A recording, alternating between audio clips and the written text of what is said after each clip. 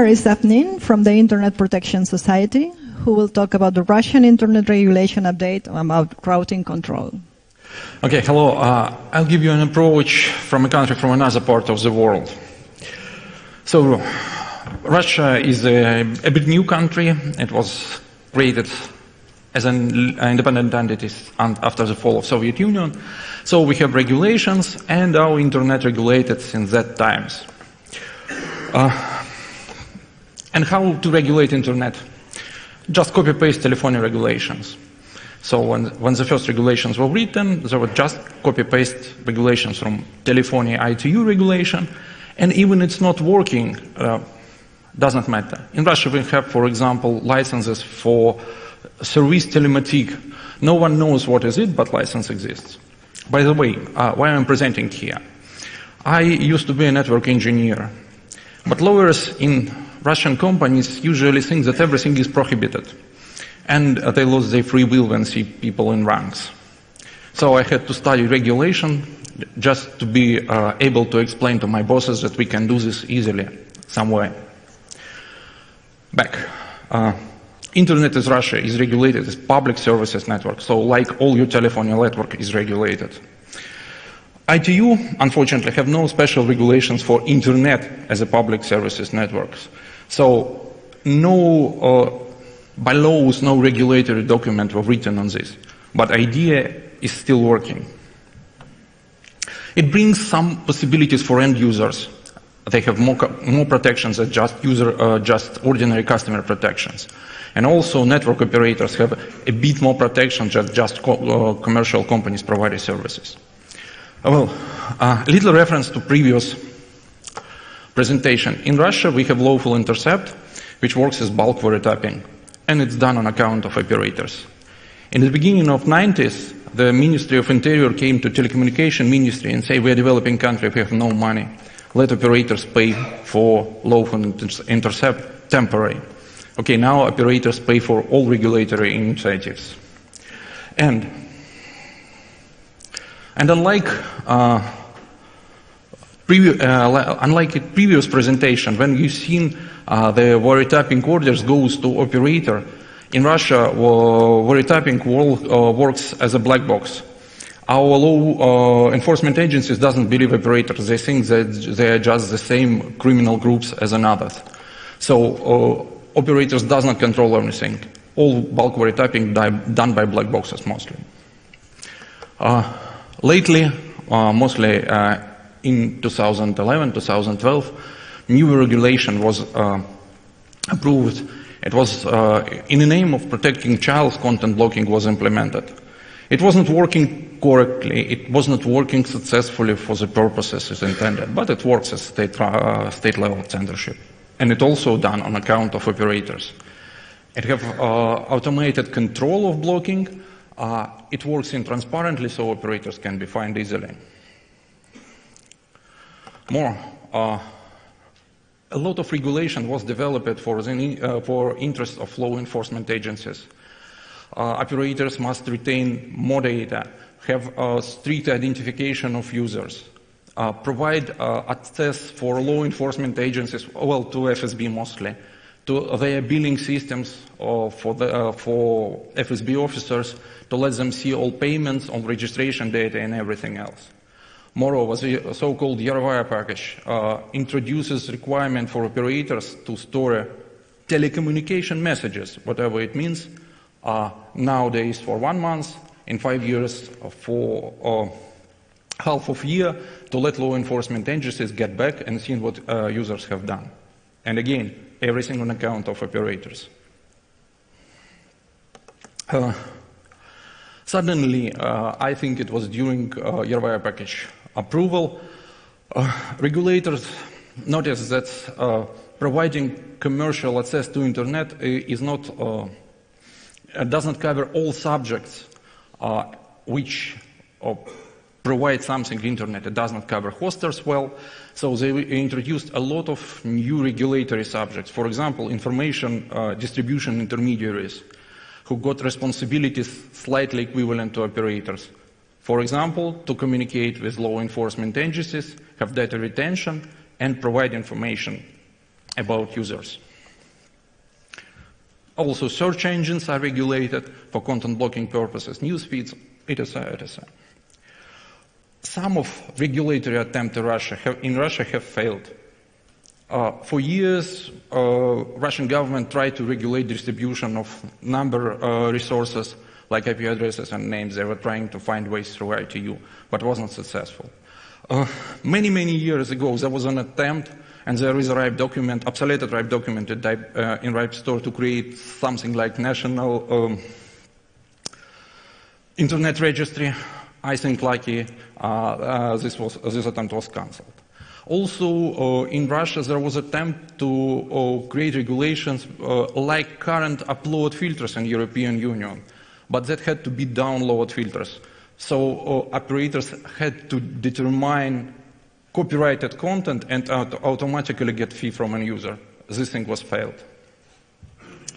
A lot of attempts to nationalize .ru domain, which was run by independent NGO, was made in regulatory levels. That wasn't successful. So now we have a law called Sovereign Internet Law. Actually, this law, not called this officially, it's called something like Amendments to Telecommunication Law and Amendments to Information Technologies and Information Security Laws. The publicly stated motivation was an aggressive United States cyber strategy. Well, I've read the strategy, it's not an aggressive, and it's not aggressive against Russia. The funny thing, the proposers, the parliament members, during presentation of this law was not able to spell routing and firewall in Russia correctly.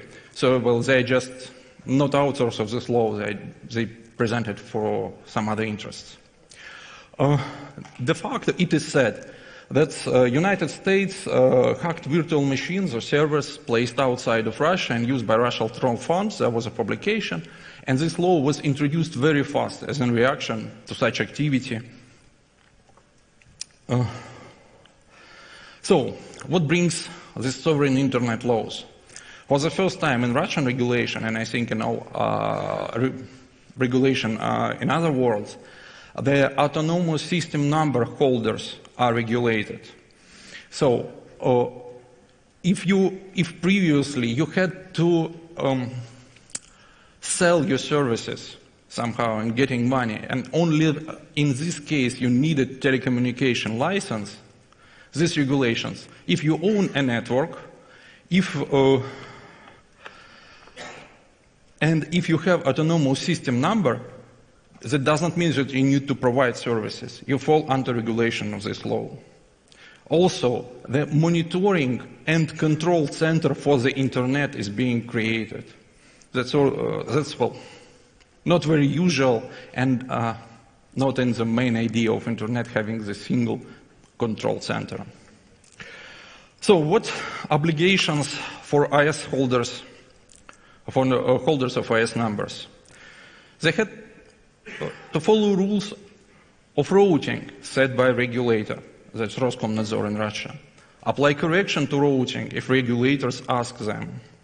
Resolve domain name using only approved by regulator equipment.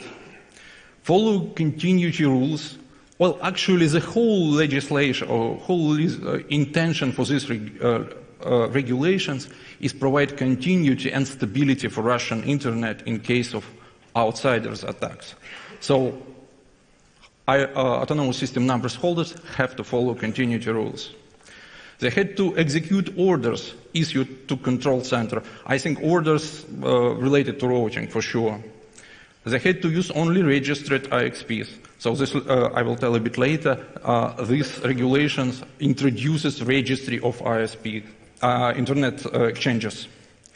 They had to report to regulators their autonomous system number, their routing policy, equipment they're using for domain names resolution, and provide all information about network equipment and network infrastructure.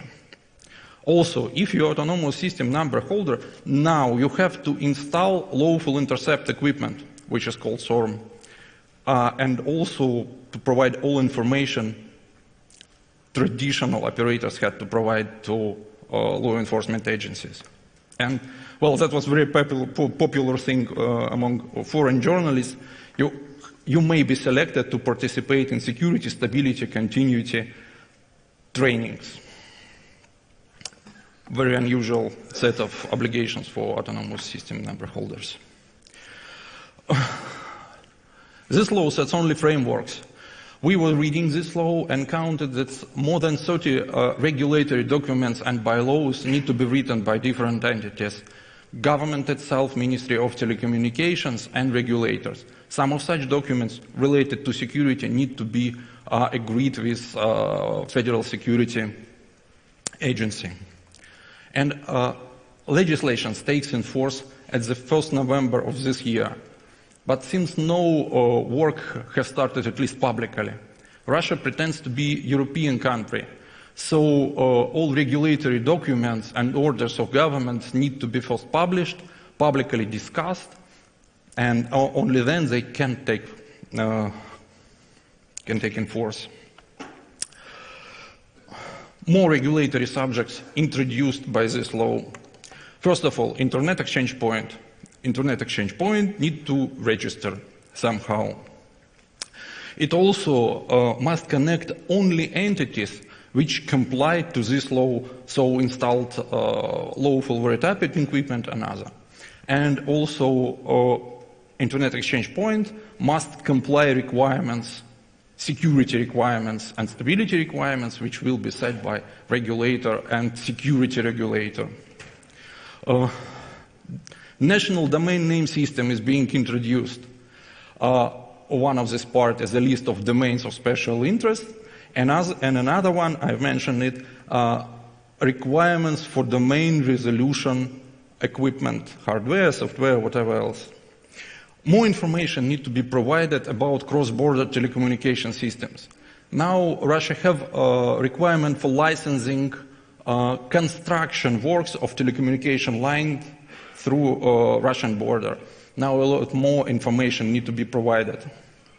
And the discussion also, especially at human rights communities, is about special technical security measures, so special equipment which had to be installed by operators on international links, on links between operators, which will ensure security and stability.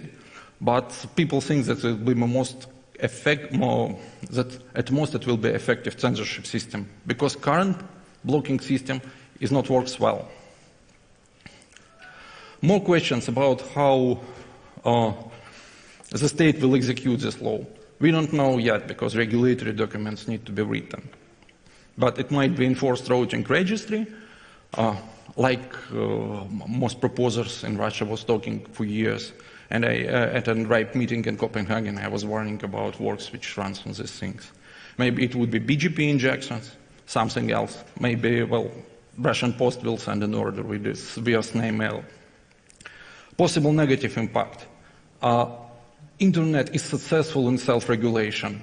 Since, well, Morris Worm at 1986 until newer multi-gigabit DDoS attacks, Internet keeps its sustainability. It works as a whole, it works successfully. Maybe sometimes something would not work, but with control center, it appears that one single point of failure could appear.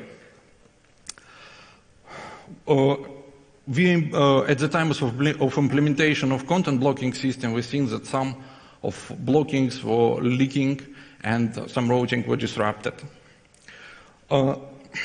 This law allows government to interrupt business processes. The invisible law of free market, which drove and let grow Russian internet, will be removed. Actually, Russian internet until last year was the second biggest internet in the world by number of routing entities. The first was United States, second was Russia, and the third was Brazil. Now, with introduction of set of new regulation in Russia, Brazil overtakes, the growth of Russian internet have stopped, and Brazil overtake Russia. Fun fact, in telecommunication law, In Russia, and I think in all your telecommunications, telephony laws, there was a special article named Public Network Management in Emergency Situation. Now, emergency situation replaced it by special cases. So it had not been a real emergency for internet and telephony to be controlled. The first documented governmental shutdown of internet governmental shutdown was also done in Russia under this article. But there are some bonuses for operators. It is said that their responsibility before customers in case of outages caused by control center is waived. And technical security measures, special equipment for ensuring stability and security, and maybe censorship, in some cases will be installed not on operator's account, but on account of the state. Well, listen to me. And you might ask you a question, how Russian internet survive? Well, this European principle from Romans dura lex sed lex doesn't work in Russia. The strictness of Russian law is compensated by non-obligation of execution.